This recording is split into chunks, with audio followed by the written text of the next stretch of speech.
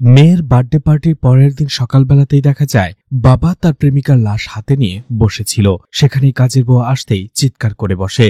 সবাই ভাবতে থাকে লোকটাই হয়তো তার প্রেমিকাকে খুন করেছে, কিন্তু শেষ পর্যন্ত আসলে কি সেটাই হয়েছিল, নাকি সে খালি ঘরের ভেতরে ঘটেছিল ভিন্ন কোনো ঘটনা, সেটাই খুঁজে বের করার চেষ্টা করে একজন উকিল। তো আজ এক্সপ্লেন করতে যাচ্ছি এমনই সাসপেন্স আর টুইস্টে ভরা web series criminal justice a family matter. তো hi guys, welcome to my channel ফিল্মের গল্প। এমন নতুন আর অসাধারণ সব মুভি আর ওয়েব সিরিজের এক্সপ্লেনেশন বাংলা দেখতে চাইলে চ্যানেলটিকে সাবস্ক্রাইব করে রাখতে পারেন। ওয়েব সিরিজের শুরুতেই দেখা যায় লয়ার মাধব মিশ্রা তার স্ত্রী রত্নাকে নিয়ে কোথাও যাচ্ছিল, আর রত্নাই গাড়ি চালাচ্ছিল। সে বলছিল, এত সকালবেলাতে তোমার অফিসে মিটিং করার কি দরকার, কোন একটা রেস্টুরেন্টে করলেই তো হতো। তখন মাধব মিশ্রা বলে, ওরা অনেক বড় একটা ফার্মেসি কোম্পানি, আমাকে ওরা নিজে থেকে রিকোয়েস্ট করে যে সেই ডিলটা ওরা আমার অফিসে করবে, মানা করব কি করে। এদিকে কাজের মহিলা কমলাকে দেখা যায় মাছ কিনে তাড়াতাড়ি তার কাজে আসার জন্য। এরপরে দেখা যায় মাধব মিশ্রা এবং তার ক্লায়েন্ট কিউরেসেল ফার্মা কোম্পানির ম্যানেজার ছিল, আর তারা সেখানে একটি মিটিং করছিল। আসলে একজন লোক এই কিউরেসেল ফার্মা কোম্পানির বিরুদ্ধে আদালতে একটি কেস করেছে। সেটা হচ্ছে তার কোম্পানির ওষুধ খেয়ে তার লাং 60% ড্যামেজ হয়ে গেছে, আর এই জন্য সেই লোকটার উকিল কিউরেসেল কোম্পানির কাছ থেকে 60 লাখ টাকা ক্ষতিপূরণ দাবি করছে। আর সেই লোকটা এককালীন 60 লাখ টাকা এবং প্রত্যেক মাসে একটা নির্দিষ্ট পরিমাণ অ্যামাউন্ট সেই কোম্পানির কাছ থেকে চাইছে।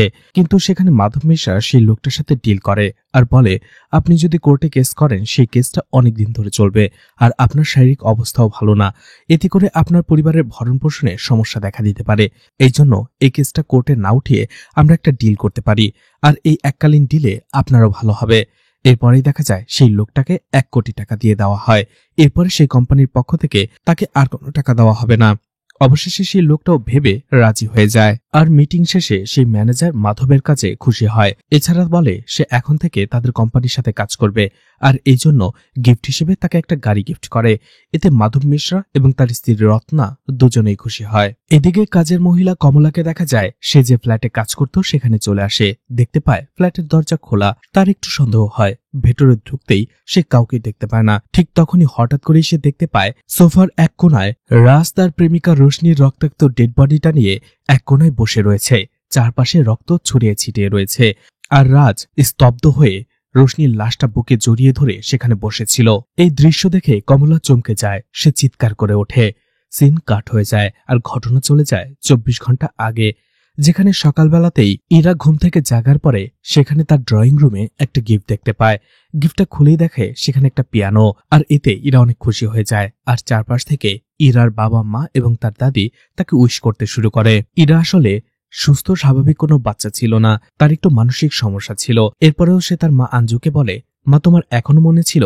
আঞ্জু বলে, আমার মেয়ে একটা জিনিস চাইছে, আর সেটা মনে থাকবে না? ইরা তাকে ধন্যবাদ জানায়। তার বাবা রাজও বলে, এতে তো আমিও কষ্ট করেছি, আমাকে ধন্যবাদ দিলে না? ইরা বলে, আমি জানি এটা তুমি করনি, কারণ এই কথাটা শুধু মা জানতো। এরপরে ইরা তার বাবাকে বলে, বাবা তুমি প্রমিস করেছিলে আমাকে কাশ্মীরে নিয়ে যাবে বরফ দেখাতে, তোমার মনে আছে তো? রাজ বলে, হ্যাঁ, আমি অবশ্যই তোমাকে নিয়ে যাব। এরপরেই ইরার কেয়ারটেকার রোশনি সেখানে তার জন্য উপহার নিয়ে আসে, আর এতে সে খুব খুশি হয়। অন্যদিকে তখনই আমরা জানতে পারি এই রোশনি এবং রাজের মধ্যে একটা অ্যাফেয়ার চলছে, আর সেই অ্যাফেয়ারের কথা সবাই জানে। অন্যদিকে রাজ এবং আঞ্জু ডিভোর্স না হলেও তারা সেপারেট থাকে, আর ইরা রোশনি এবং রাজের কাছেই থাকে। এরপরে ইরাকে দেখা যায় তার নতুন পিয়ানোটা বাজায়, কিন্তু হঠাৎ করে সে একটু অসুস্থ হয়ে পড়ে। তাকে সবাই মিলে শান্ত করে। এরপরে রাজকে দেখা যায় হসপিটালে সে একটা অপারেশন করছিল, কিন্তু অপারেশন থিয়েটারে তার একজন সহকারী একটা ইনস্ট্রুমেন্ট দিতে ভুল করে। যে বেসিক মেডিকেল ইনস্ট্রুমেন্টের মধ্যে পার্থক্য বোঝে না, তাকে আমার এখানে চাই না, সে তাকে সেখান থেকে বের করে দেয়। অপারেশন শেষ করে বের হওয়ার পরে রাজ দেখতে পায় তার আরো একজন ডক্টর বন্ধু তার সাথে দেখা করতে এসেছে, আর সে খুশি হয়ে বলে তার মেয়ে ইরার ক্যান্সার হয়নি। আর এতে রাজ অনেক খুশি হয়ে যায়। আসলে তারা সন্দেহ করছিল ইরার ক্যান্সার হয়েছে, তাই তারা পরীক্ষা করিয়েছিল, কিন্তু সেটার রেজাল্ট নেগেটিভ এসেছে। কিছুক্ষণ পরে রোশনিও সেখানে চলে আসে, আর সেই ডক্টরকে জিজ্ঞেস করে ইরার কি হয়েছে। ডক্টর বলে ক্যান্সার হয়নি, বরং ওর লো ব্লাড সুগার। এটা শুনে সে বলে, এই বয়সে? সেই ডক্টর বলে, হ্যাঁ, এই বয়সে তো এটা হওয়ার কথা নয়, তারপরেও হয়েছে। সেই ডক্টর বলে, তোমরা পরের সপ্তাহে ইরাকে নিয়ে আসো, আমি ওর আরো কয়েকটা টেস্ট করাবো। এরপরে সে সেখান থেকে চলে যায়। অন্যদিকে রোশনি আর রাজ কথা বলতে থাকে। তারা খুশি ছিল, কিন্তু এরপরেই রোশনি তাকে জিজ্ঞেস করে, তুমি কাকে কল করছিলে?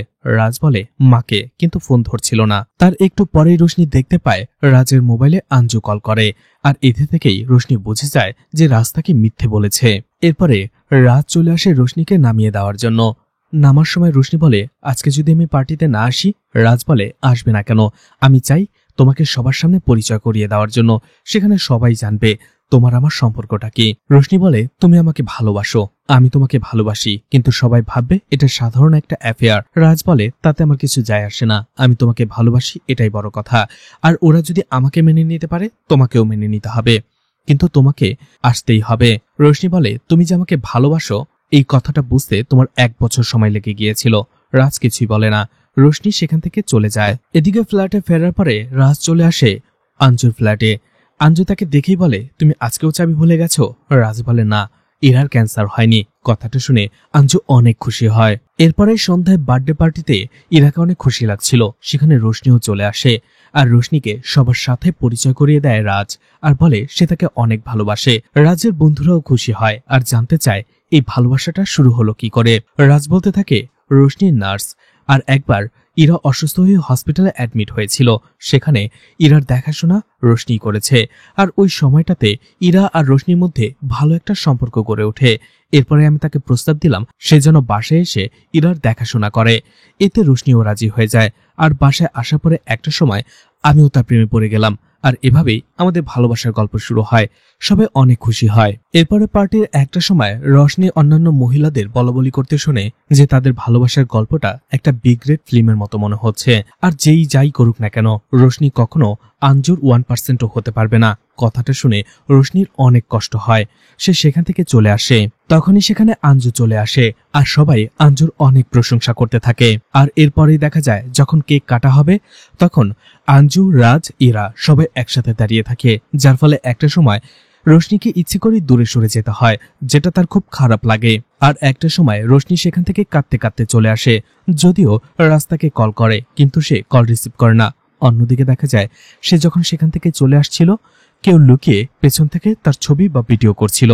এরপর দিন সকাল 6:45 ঘুম থেকে ওঠার পরেই রাজ রোশনিকে মেসেজ দেয় এবং তাকে কল করতে বলে, কিন্তু রোশনি সেটার কোনো জবাব দিচ্ছিল না। এরপরে সকাল 7:05 রাজের মা অফিসে চলে যায়, আর রাজ চলে যায় জগিং এ। আর সেখান থেকে 7:25 সে বাড়িতে ফেরে। আর এরপরে ঠিক 7:40 কমলা সেই ফ্ল্যাটে চলে আসে। আর আসার পরেই রাজকে রোশনির ডেড বডিটা বুকে জড়িয়ে নিয়ে বসে থাকতে দেখে।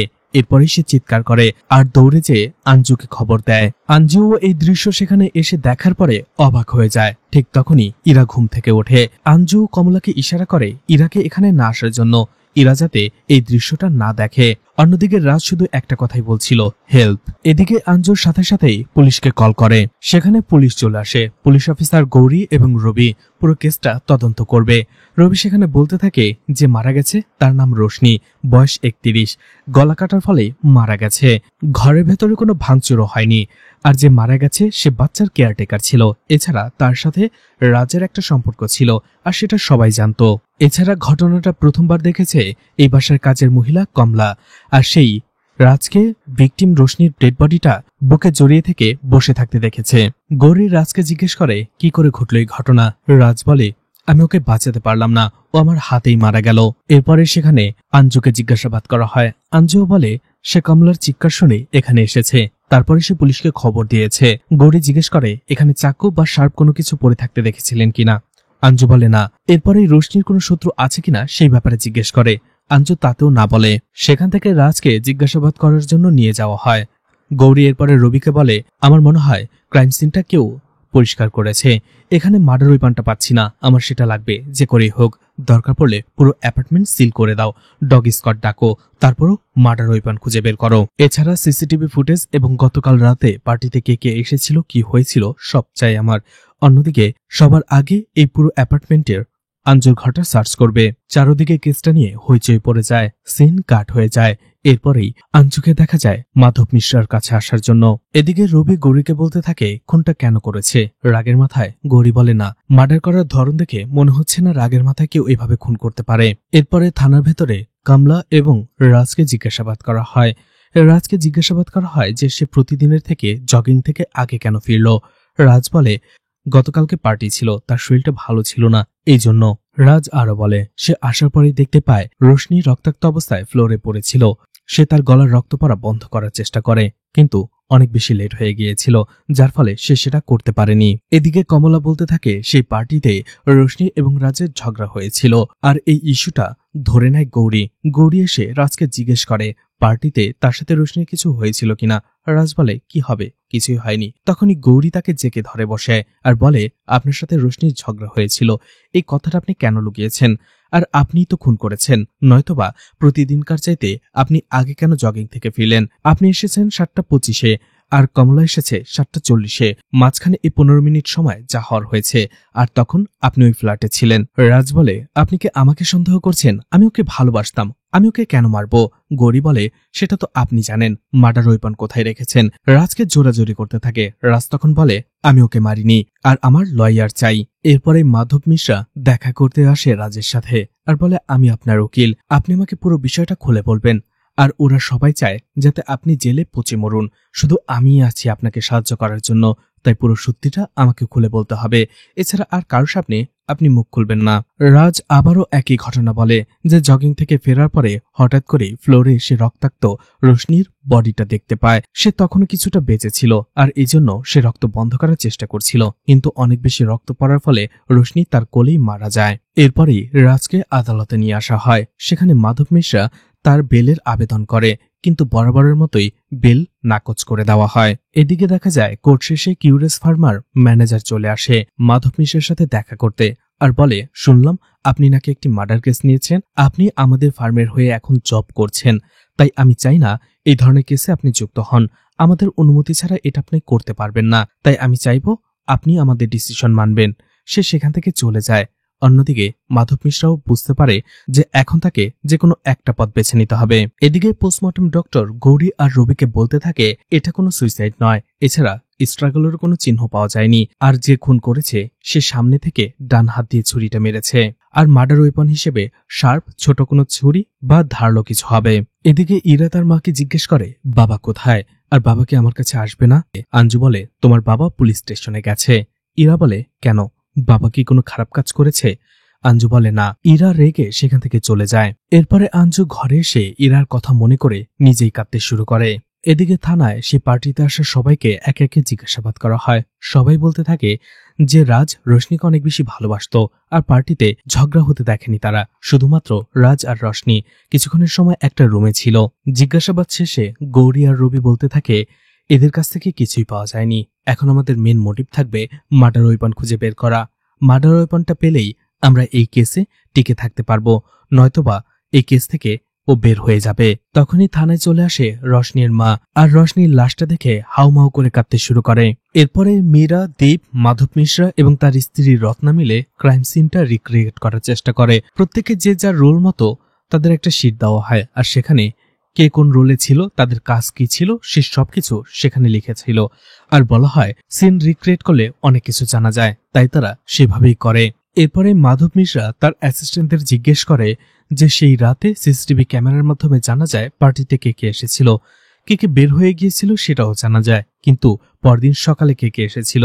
তখন তারা সবাই বলে কামলা, রাজ, রোশনি, আঞ্জু। মাধব মিশ্রা বলে এমনও তো হতে পারে খুন করার আগের দিন রাতেই খুনি সেই ফ্লোরে বা অ্যাপার্টমেন্টে ঢুকে গিয়েছিল, এরপরে লুকিয়েছিল। মীরা বলে তাহলে তো আমাদের সবাইকে সন্দেহ করতে হবে যারা সে অ্যাপার্টমেন্টে ছিল এবং সেই রাতে অ্যাপার্টমেন্ট থেকে বের হয়নি। তখন মাধব বলে তার মানে আমাদের এমন একজনকে খুঁজে বের করতে হবে যার প্রতি রোশনির কোনো ক্ষোভ ছিল এবং সে অ্যাপার্টমেন্টেই থাকে। দীপ বলে তাহলে তো এমন একজনই মানুষ রয়েছে, রাজের স্ত্রী আঞ্জু, কারণ সে একই ফ্লোরে থাকতো। এছাড়া রোশনির সাথেও তার সম্পর্কটা ভালো থাকার কথা নয়, তার হাজবেন্ডের সাথে তার ডিভোর্স হয়নি। অন্যদিকে রোশনি তার হাজবেন্ডের গার্লফ্রেন্ড, আর এই ধরনের সম্পর্কের মধ্যে ঝামেলা ছাড়া আমরা আর কখনোই কোনো কিছু দেখতে পাইনি। মাধব চিন্তায় পড়ে যায়। রত্না বলে সেই হিসেবে তো ইরাকেও ধরতে হয়, ইরাও সেই ফ্লোরেই ছিল, একই ফ্লোরে। মাধব বলে হ্যাঁ এটাও হতে পারে, হয়তো আমরা যে ভূতকে খুঁজছি সে ভূত ঘরের ভেতরেই লুকিয়ে আছে। তখন দীপ বলতে থাকে ক্লায়েন্টকে বাঁচাতে হলে আমাদের দুটো কাজ করতে হবে, হয় তার স্ত্রীর প্রতি আমাদের সন্দেহ করতে হবে, নয়তোবা তার মেয়ে, আর দুইজনের মধ্যে যে কোনো একজনকে দোষ দিয়ে তারপরে আমাদের ক্লায়েন্টকে বাঁচাতে হবে। এদিকে রবি গৌরীর কাছে আসে আর বলে গ্লাসের রিপোর্টটা ওরা আমাদের পরশু দেবে। গৌরী জিজ্ঞেস করে গ্লাসের থিকনেস কতটুকু ছিল। রবি বলে 9 মিলিমিটার।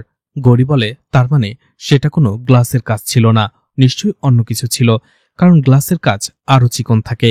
এটা বলতে বলতেই হঠাৎ করে গৌরীর চোখটা কিছু একটাতে আটকে যায় আর রবিকে জিজ্ঞেস করে ক্রাইম সিনের আর ফটোগুলো কোথায়। রবি তার মোবাইল থেকে বের করে দেখায়। তখনই গৌরী দুটো ছবির মধ্যে একটা অমিল খুঁজে পায় আর তখনই ক্রাইম সিনে যেতে শুরু করে। রবি জিজ্ঞেস করে কি হয়েছে। গৌরী বলে মার্ডার ওয়েপন। কিন্তু সেই অ্যাপার্টমেন্টের লিফটে আসার পরেই দেখা যায় ক্রাইম সিনে মাধব মিশ্রা আর মীরাও যাচ্ছিল। মাধব আর মীরা চলে যায় আঞ্জুর সাথে দেখা করতে। অন্যদিকে গৌরী আর রবি চলে আসে ক্রাইম সিনে। সেখানে একটা শেফ দেখিয়ে গৌরী বলতে থাকে এখানে ছিল। রবি জিজ্ঞেস করে কি। গৌরী বলে অ্যাওয়ার্ড পার্টির যে ফটোগুলো সোশ্যাল মিডিয়াতে আপলোড করা হয়েছে সেগুলোতে অ্যাওয়ার্ডটা ছিল, কিন্তু ফরেন্সিক ডিপার্টমেন্টের যে ফটোগুলো ছিল সেগুলোতে নয়। তার মানে এটাই হচ্ছে মার্ডার ওয়েপন। আর এই অ্যাওয়ার্ডটার সরু জিনিস রয়েছে, হয়তো এটা দিয়েই খুন করা হয়েছে আর এরপরেই সেটা লুকিয়ে ফেলা হয়েছে। এদিকে অঞ্জুর সাথে দেখা করতে আসার পরে মাধব দেখতে পায় অঞ্জু একজন লয়ার ছিল। অঞ্জু বলে আসলে আগে আমি প্র্যাকটিস করতাম, এখন করি না, মাঝে মধ্যে কয়েকটা কেস পড়ি আর সেই সুবাদেই আপনার কথা আমি জানতে পারি। মাধব এরপরে অঞ্জুকে ইরার ব্যাপার জিজ্ঞেস করে। অঞ্জু বলে আপনি আপনার সময় নষ্ট করছেন। সেই দিন আমি ঘটনাস্থলে আসার পরেই ইরা ঘুম থেকে উঠেছিল, ও ওই সময় ঘুমিয়েই ছিল। মাধব বলে এটা ভালো হয় না, পুলিশ ওকে জিজ্ঞাসাবাদ করার আগেই আমি ওকে জিজ্ঞাসাবাদ করে নিই। মীরা সেখানেই থাকে। মাধব আর অঞ্জু চলে আসে ইরার কাছে এবং তাকে জিজ্ঞেস করে যে সেদিন সে কিছু দেখেছিল কিনা। এদিকে গৌরী রবিকে বলতে থাকে এখন আমাদের খুঁজে বের করতে হবে সেই স্ক্যাল্পটা ডক্টর কোথায় লুকিয়েছে। রবি বলে এমনও তো হতে পারে সে সত্যি বলছে যে রোশনিকে অন্য কেউ খুন করেছে এবং মার্ডার ওয়েপন লুকিয়ে ফেলেছে। গৌরী বলে হতেই পারে না, অ্যাপার্টমেন্ট থেকে কেউ বের হয়ে যায়নি ওই সময়টাতে, আর খুন করার পরে খুনি তাহলে মার্ডার ওয়েপনটা কি ভ্যানিশ করে ফেললো। এই থিওরিটা সাপোর্ট করার আমাদের হাতে কোনো প্রমাণই নেই, কিন্তু ডক্টরকে সন্দেহ করার আমাদের অনেক প্রমাণ রয়েছে। খুন হওয়ার ঠিক একদিন আগে রোশনির সাথে রাজের ঝগড়া হয়েছিল। এদিকে পরদিন সকালবেলাতেই সে রুটিন ব্রেক করে জগিং থেকে আগে ফিরে আসে। তাই সেই স্ক্যাল্প অর্থাৎ মার্ডার ওয়েপনটা আমাদের খুঁজে বের করতে হবে অবশ্যই। রবি সেই কাজই করতে যায়। ঠিক তখনই গৌরী দেখতে পায় সেখান থেকে একটা ময়লার গাড়ি বের হয়ে যাচ্ছে আর ঘড়ির টাইম দেখে গৌরীর সন্দেহ হয় আর রবিকে বলে তাড়াতাড়ি সেই ময়লার গাড়িটাকে থামানোর জন্য। গাড়িটা থামিয়ে সেই গাড়ির ছেলেটাকে জিজ্ঞেস করা হয় তোমার নাম কি। বলে মনু। গৌরী তাকে জিজ্ঞেস করে প্রতিদিন কি ঠিক এই সময়টাতেই ময়লা উঠাও। মনু বলে হ্যাঁ। গৌরী বলে যেদিন মার্ডার হয়েছিল ওই দিনও কি ঠিক একই সময় ময়লা উঠিয়েছিলে। মনু ভয় পেয়ে যায়। গৌরী বলে তোমার কিছু হবে না, তুমি বলো। মনু বলে হ্যাঁ। গৌরী বলে তার মানে রাজের ফ্ল্যাটেরও ময়লা সেদিন তুমি উঠিয়েছিলে পুলিশ আসার আগে, তাই তো। মনু বলে হ্যাঁ, তাদের পার্টির অনেক ময়লা জমেছিল, সেগুলোই উঠানো হয়েছে। গৌরী জিজ্ঞেস করে এই ময়লাগুলো কোথায় ফেলা হয়। এদিকে মাধব ইরাকে প্রশ্ন করে আপনি প্রতিদিন কখন ঘুম থেকে ওঠেন। ইরা বলে সকাল 7টায়। মাধব বলে তাহলে ওই দিন তো আপনি লেট করে উঠেছিলেন। ইরা কিছুই বলতে পারে না। তখন অঞ্জু বলে ওই দিন আসলে পার্টির জন্য লেট করে ঘুমিয়েছিল, এই জন্য উঠতে লেট হয়ে গেছে। মাধব তাকে জিজ্ঞেস করে সেই দিন সকালবেলাতে যখন সে তার রুমে ছিল তখন কি কারো আওয়াজ শুনেছিল, রশনি অথবা অন্য কারো পরিচিত। এদিকে দেখা যায় এরা অনেক হাইপার হয়ে যাচ্ছিল আর বারবার মুখ দিয়ে কিছু বিড়বিড় করছিল আর একটা সময় সে প্রচন্ড হাইপার হয়ে যায়, সেখান থেকে চলে যায় আর এই জন্য মাধব আর তাকে কিছুই জিজ্ঞেস করতে পারে না। এদিকে গৌরী তার টিমকে নিয়ে চলে আসে সেই ময়লার স্তূপে যেখানে ময়লা ফেলা হতো। রবি বলে এখান থেকে মানুষকেই খুঁজে পাওয়া যাবে না, আপনি সেই স্ক্যাল্প কিভাবে খুঁজে পাবেন। গৌরী বলে অসাধ্য সাধন করতেই হবে, আমি জানি ওটা এখানেই কোথাও রয়েছে। এদিকে মাধব ইরার ড্রয়িং বুক চেক করছিল। সে দেখতে পায় তার বাবা এবং দাদির ড্রয়িং একরকম করলেও তার মায়ের ড্রয়িংটা ছিল একটু আলাদা। অন্যদিকে সে রশনিরও একটা ড্রয়িং করছিল যার চারপাশে রক্ত ছড়িয়ে ছিটিয়েছিল আর রশনি ফ্লোরে পড়েছিল। এটা দেখে একটু সন্দেহ হয় মাধবের। এরপরেই সিন কাট হয়ে যায়। সেই সময়ের ঘটনা দেখানো হয় যখন রাজ এবং রশনির মধ্যে কোনো সম্পর্ক ছিল না। রশনি শুধুমাত্র সেই বাড়িতে আসতো ইরার কেয়ারটেকার হয়ে। রাজ দেখতে পায় রাতের বেলা রশনি ইরাকে গল্প শোনাচ্ছে। এরপরে ইরাকে ঘুম পাড়িয়ে রশনি যখন সেখান থেকে চলে যাবে রাজ আর রশনি কথা বলতে থাকে। আর একটা সময় রশনি রাজকে তার স্ত্রীর ব্যাপারে জিজ্ঞাসাবাদ করে। রাজ বলে সে এবং তার স্ত্রী এখন সেপারেট রয়েছে, যদিও তাদের ডিভোর্স হয়নি, আর সেখান থেকেই তাদের ভালোবাসার গল্পটা শুরু হয়েছিল। এরপরে দেখা যায় এটা আসলে রাজ জেলে বসে কল্পনা করছিল তাদের সেই পুরনো দিনের কথা। অন্যদিকে রবি কল করে গৌরীকে আর বলে ওই অ্যাপার্টমেন্ট থেকে যে ট্রাকটা ময়লা উঠায় সেটা আসলে মিউনিসিপ্যালিটির ছিলই না, সেটা প্রাইভেট ছিল, আর এতে করে আমাদের সুবিধা হয়েছে। সেখানে মাত্র 350টি ট্রাক রয়েছে, আর তারা ময়লাগুলো অন্যত্র ফেলে। গৌরী বলে আমাদের লাগ ভালো, খুঁজতে শুরু করো। রবি বলে ডগ স্কট চলে আসছে, আমরা কাজ শুরু করে দেব। এদিকে আঞ্জু সকালবেলা ঘুম থেকে উঠেই দেখতে পায় ইরা স্কুলে যাওয়ার জন্য তৈরি হয়ে গেছে। আঞ্জু তাকে জিজ্ঞেস করে তুমি স্কুলে যাবে? ইরা বলে হ্যাঁ, আজকে পিয়ানো টেস্ট। অন্যদিকে মাধব গুগলে সার্চ করতে থাকে ইরার মতো বাচ্চারা অ্যাগ্রেসিভ হয় কিনা। এদিকে দীপকে দেখা যায় কাউকে ফলো করার জন্য। অন্যদিকে আঞ্জু ভালোভাবে রেডি করে দিচ্ছিল ইরাকে। তখনই ইরা তাকে জিজ্ঞেস করে মা, ডেট কি, মৃত্যু কি? অঞ্জু তাকে বোঝায় যখন একটা মানুষের শরীর কাজ করা বন্ধ করে দেয় তখনই সেটা মৃত্যু বলে, আর প্রত্যেকটা মানুষেরই মৃত্যুর স্বাদ গ্রহণ করতে হবে। এরা জিজ্ঞেস করে তার মানে মারা যাবার পরে তারা কি আমাদের সাথে থাকে না? আঞ্জু বলে না।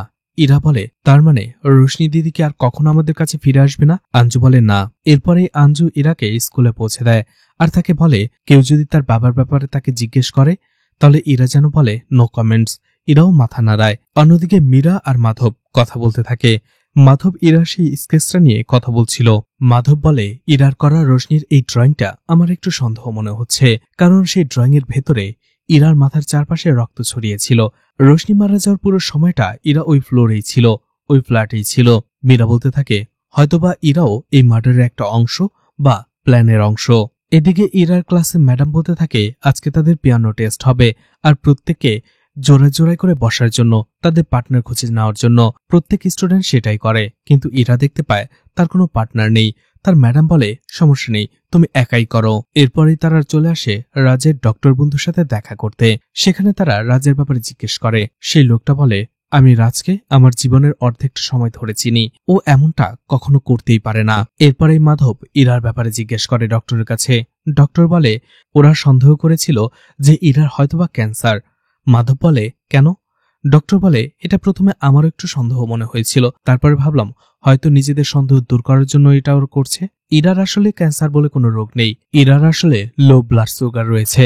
এরপরে রোশনির ব্যাপারে জিজ্ঞেস করে। ডক্টর বলে আফসোস হচ্ছে এই ঘটনার একদিন আগেই রোশনি এবং রাজকে আমি একসাথে দেখেছি। ওরা একে অপরকে অনেক ভালোবাসতো, কিন্তু আজকে সবাই বিশ্বাস করছে রাজ নাকি রোশনিকে মেরেছে। আমি তো বিশ্বাসই করতে পারছি না। এরপরে মাধব যখন ইনডিরেক্টলি জিজ্ঞেস করে যে ইরাও কি এটা করতে পারে, অর্থাৎ সেই খুনটা, ডক্টর রেগে যায় আর বলে ও একটা ছোট বাচ্চা, আপনি কি বলতে চাইছেন? মাধব বলে না, ওর রোগের ব্যাপারে, কারণ এই ধরনের রোগের রোগীরা অনেক সময় হাইপার হয়ে যায়।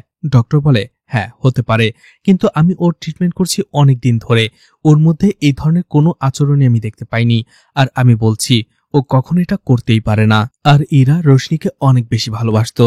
এদিকে ক্লাসে যখন ইরার পালা আসে, ইরা পিয়ানো বাজাতে শুরু করে। ঠিক তখনই তার ম্যাডামের ফোনে কিছু একটা আসে, যেটা দেখে সে চিন্তিত হয়ে ক্লাসের বাইরে চলে যায়। ঠিক তখনই ক্লাসের দুইজন ছেলে ইরাকে ট্রল করতে শুরু করে। এমন একটা ব্যাগ ইরার পাশে বসিয়ে রাখে যেটার মধ্যে একটা পুতুল ছিল, আর তারা বলতে থাকে এখন আর সে একা নেই, তারও পার্টনার রয়েছে। অন্যদিকে ইরা এটা সহ্য করতে পারে না, তার কাছে থাকা একটা কলম দিয়ে সেই ব্যাগটাকে বারবার আঘাত করতে থাকে, যেটা দেখে ক্লাসের সবাই ভয় পেয়ে যায়। তখনই ম্যাডাম চলে আসে আর এটা দেখে সে ইরাকে শান্ত করে। এদিকে দেখা যায় রক্তাক্ত রোশনি রাজকে ডাকছে। হঠাৎ করেই রাজ চোখ মেলে তাকায়, তখনই দেখা যায় সেটা আসলে তার দুঃস্বপ্ন ছিল। সেখানে এসেছিল আঞ্জু। রাজ আঞ্জুকে জিজ্ঞেস করে ইরা কেমন আছে। আঞ্জু বলে ও মানিয়ে নেওয়ার চেষ্টা করছে। রাজ বলে তুমি তাকে কি বলেছ? আঞ্জু বলে আমি বলেছি বাবা তাড়াতাড়ি ফিরে আসবে। রাজ বলে তুমি ওকে বলো ওর বাবা ওকে অনেক বেশি ভালোবাসে। এরপরই দেখা যায় লয়ার লেখা তার বসের সাথে কথা বলছিল। লেখা তার বসকে বলে স্যার আমার মনে হয় না কদম স্যার মাধব মিশ্রার এগেনস্টে জিততে পারবে। লোকটা বলে কেন, তোমার এমন কেন মনে হচ্ছে? লেখা বলে আমি মাধব মিশ্রাকে চিনি, কদম স্যার তার সামনে দাঁড়াতেই পারবে না। লোকটা বলে এভাবে বলো না, কদম ভালো একজন লয়ার। লেখা বলে হ্যাঁ আমি জানি সে ভালো একজন লয়ার, কিন্তু মাধব মিশ্রার স্ট্র্যাটেজি অন্যরকম, সে তার সামনে দাঁড়াতে পারবে না। লোকটা বলে তোমার কি মনে হয় তুমি জিততে পারবে? লেখা বলে না, কিন্তু আমি তাকে অনেক ভালো করে চিনি, আর এই জন্য আমি এই কেসটা হ্যান্ডেল করতে চাই। লোকটা বলে, না এটা হতে পারে না। লেখা বলে, কেন স্যার, আমি কি পারফেক্ট নই? লোকটা বলে, তুমি অনেক বেশি কোয়ালিফাইড। আমি চাই না তোমার এবং মাধব মিশ্রার শত্রুতা এখানে চলে আসুক। আমরা চাই যে নিরপরাধ সে মুক্তি পাক আর যে দোষী সে শাস্তি পাক। লেখা বলে, আমিও এমনটা কখনো করব না। কেসে যেটা সত্যি বের হবে আমি শুধুমাত্র সেটাই করব। আপনি প্লিজ এই কেসটা আমাকে দিয়ে দিন। লোকটা বলে, ঠিক আছে, আমি ভেবে দেখছি। এদিকে বাসায় আসার পরে আঞ্জু দেখতে পায় ইরার এই অবস্থা। ম্যাডাম তাকে বাসায় পৌঁছে দিয়ে গেছে এবং কয়েকদিনের জন্য রেস্ট নিতে বলছে। আঞ্জু এটা দেখে ভয় পেয়ে যায় আর তার শাশুড়িকে বলে, আমাকে আগে কেন ডাকলেন না? ইরার দাদি বলে, আমি ভেবেছিলাম আমি তাকে সামলে নিতে পারবো, কিন্তু 1 ঘন্টা যাবৎ ও এমনই করে যাচ্ছে। রশনি হলে অনেক আগেই তাকে সামলে নিতে পারত। এই কথাটা আবারও গায়ে লাগে আঞ্জুর। এদিকে মাধব মিশ্রা বাসায় আসার পরে দেখতে পায় কিওরলেস ফার্মার সেই ম্যানেজার আবারও তার বাসায় চলে এসেছে আর বলতে থাকে, আপনি একটি ফার্মা কোম্পানির লয়ার আর আপনার একটা ফেস ভ্যালু রয়েছে। আপনি এমন কোনো কেসে যুক্ত হতে পারবেন না যেখানে আপনার ফেস ভ্যালুটা কমে যাবে বা সেখানে কোনো কন্ট্রোভার্সি তৈরি হবে। আপনি এমন একজন ডক্টরের কেস হাতে নিয়েছেন যে মার্ডার কেসের আসামি, আর যার ফলে আপনি সবার কাছে পরিচিত হয়ে যাচ্ছেন। এটা আমরা চাইছি না। মাধব মিশ্রা বলে, যদি সে নির্দোষ হয়? সেই লোকটা বলে, তাতে কোনো কিছু যায় আসে না। যার গায়ে একবার খুনির ট্যাগ লেগে যায় সেটা কখনো যায় না। তাই আমরা আপনাকে 2টো অপশন দিচ্ছি, হয় আপনি আমাদের হয়ে কাজ করবেন, নয়তোবা এই কেসটা নিয়ে। এখন আপনার যে কোনো একটা চয়েস করতে হবে। লোকটা সেখান থেকে চলে যায়। এদিকে মীরা মোবাইলে তখনই কিছু একটা দেখতে পায়। সাথে সাথে টিভি অন করে তারা নিউজ দেখতে শুরু করে। নিউজে বলা হচ্ছিল আসলে রশনির খুনটা করেছে মনু, আর এই খুনের কারণটা হচ্ছে লালসা। মনু এমন একজন লোক যে মহিলাদের সবসময় খারাপ চোখে দেখত, গোপনে তাদের ভিডিও ধারণ করত। আর মনু প্রত্যেকদিন সকালে ওই অ্যাপার্টমেন্টের সব ময়লা বের করে নিয়ে আসত। তাই মনু ইচ্ছে করেই খুন করার পর খুব সহজেই মার্ডার ওয়েপনটা ময়লার ভেতরে নিয়ে এসে ফেলে দিতে পারে। এছাড়া মনুর কাছে শুধু একটা ফ্ল্যাট নয়, বরং সে অ্যাপার্টমেন্টের প্রত্যেকটা ফ্ল্যাটের অ্যাক্সেস ছিল। আর আমাদের মনে হচ্ছে পুলিশ ইচ্ছে করেই এই দিকটা এড়িয়ে যাচ্ছে, যাতে করে ডক্টর রাজকে এখানে ফাঁসিয়ে দেওয়া যায়। এদিকে রাজের মা বলতে থাকে, এখন সবাই দেখুক যে আমার ছেলে নির্দোষ। এদিকে কথাটা শুনে আঞ্জু একটু চিন্তায় পড়ে যায়। এদিকে সেই মনুকে অ্যারেস্ট করা হয়। গৌরীর হায়ার অফিসার এসে বলে, গৌরী কোথায়? গৌরীকে এসে আমার সাথে দেখা করতে বলবে। আর এই খবরটা মিডিয়াকে লিক করলো। এদিকে দীপ অর্থাৎ মাধবের শালা এবং তার অ্যাসিস্ট্যান্ট মাধবকে বলতে থাকে, এই খবরটা মিডিয়াকে সেই দিয়েছে। সেই দিন যখন আপনি আমাকে নিচে রেখে উপরে চলে গেলেন, তখন আমি দেখতে পাই পুলিশরা মনুকে জিজ্ঞাসাবাদ করছে। আর এই থেকে আমার সন্দেহ তার উপরে চলে যায়। আমি তাকে ফলো করতে শুরু করি আর দেখতে পাই সে মেয়েদের সবসময় খারাপ চোখে দেখে, লুকিয়ে তার ভিডিও করে। আর এরপরেই তার একটা ভিডিও করে আমি একজন মিডিয়ার কাছে দিয়ে দেই, যাতে করে মিডিয়ার লোকেরা তার ব্যাপারে খোঁজ নিতে পারে। আর মিডিয়ার লোকেরাও মনুর পুরো বিষয়টা বের করে ফেলে। মাধব রেগে যায়। দীপ বলে, আমি তো আপনাকে সহায়তা করেছি। মাধব বলে, তুমি আমাকে নয়, পুলিশকে সহায়তা করেছ। এই কাজটা আমরা আদালতে করতে পারতাম, পুলিশের ইনভেস্টিগেশনের উপরে আমরা আঙুল তুলতে পারতাম। মীরা বলে, এখন পুলিশরা যথেষ্ট সময় পেয়ে যাবে। এদিকে গৌরী তার হায়ার অফিসারের সাথে দেখা করে। তার হায়ার অফিসার মনুর ফোনটা তাকে দেয়। সেখানে গ্যালারিতে অনেক মহিলাদের এবং মেয়েদের ছবি ছিল, যার মধ্যে বেশিরভাগ ছবি ছিল রশনির। এমনকি পার্টির রাতের ভিডিও ছিল রশনির। অর্থাৎ রশনি সেখান থেকে আসার সময় কেউ একজন লুকিয়ে ছবি বা ভিডিও করছিল, সেটা ছিল মনু। সে অফিসার বলে, মনু খুন করার পরে সেই বিল্ডিং এ ছিল, আর উল্টা আমরা ময়লার ভেতরে মার্ডার ওয়েপন খুঁজে বেড়াচ্ছি। গৌরী বলে, রশনিকে সেক্সুয়াল অ্যাসাল্ট করা হয়নি। অফিসার বলে, কিন্তু রশনির অনেক ছবি মনুর গ্যালারিতে রয়েছে। সাসপেক্ট আমাদের সামনেই ছিল, আর তুমি সেটা মিস করেছ কি করে? এখন অনেক দেরি হয়ে গেছে। এই কেসটা আমি একজন সিনিয়র পুলিশ অফিসারের কাছে দিচ্ছি, আর তুমি পার্সোনাল ভাবে নিও না। সেই অফিসার তোমার এক্স হাজব্যান্ড। গৌরী প্রচন্ড বিরক্ত হয়, কিন্তু তারপরও কিছু না বলে সেখান থেকে চলে আসে। এরপরেই দেখা যায় পুলিশ অফিসার হর্ষ সেখানে চলে আসে, আর গৌরী সেই কেসের পুরো ফাইল তাকে বুঝিয়ে দেয়। গৌরীর হাত থেকে কেসটা চলে গেল। গৌরী এই বিষয়টা নিয়ে অনেক বেশি ফ্রাস্ট্রেশনে ছিল। এদিকে লেখা দেখা করে কদমের সাথে। ঠিক তখনই সে জানতে পারে যে সাসপেক্টই পরিবর্তন হয়ে গেছে। এদিকে মাধব আর রত্না বলছিল কথা। সেখানে মাধব বলতে থাকে, আমার মনে হয় না কেসটা যতটা সোজা দেখা যাচ্ছে ততটা সহজ, নয়তোবা আমার কাছে আসতই না। রত্না বলে, সহজ কেস হলে আপনি সেই ফার্মা কোম্পানির সাথেই কাজ করতে পারতেন। এখন কি করবেন? আপনার মন যেটা চায় আপনি সেটাই করুন। এরপরে মাধবকে রাতের বেলায় দেখা যায় ফার্মা কোম্পানি দেওয়া সেই গাড়িটা সে ফিরিয়ে দেয়, অর্থাৎ ফার্মা কোম্পানির সাথে সে আর চাকরি করবে না, এই কেসটা সে লড়বে। এদিকে সেলের ভেতরে হর্ষ মনুকে প্রচন্ড টর্চার করে। অনেক মার খাওয়ার পরেও মনু কিছুই বলে না, আর বলে সে খুন করেনি। হর্ষ তাকে জিজ্ঞেস করে সে যদি খুন নাই করবে তাহলে সে এতগুলো ফটো নিয়েছিল কেন রোশনির, তাও আবার পেছন থেকে লুকিয়ে লুকিয়ে। মনু কোনো কথারই উত্তর দিতে পারে না।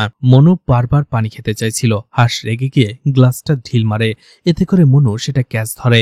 তখনই হর্ষের একটা কথা মনে পড়ে, সে সেখান থেকে চলে আসে। এদিকে গৌরীকে আরো একজন বলে, ম্যাম, মনুর ক্লাউড অ্যাকাউন্ট থেকে আমরা একটা ভিডিও উদ্ধার করেছি, আপনি সেটা দেখুন। ভিডিওটা দেখে গৌরী অবাক হয়ে যায়। সাথে সাথে সেই ভিডিওটা নিয়ে তার হায়ার অফিসারের কাছে চলে আসে।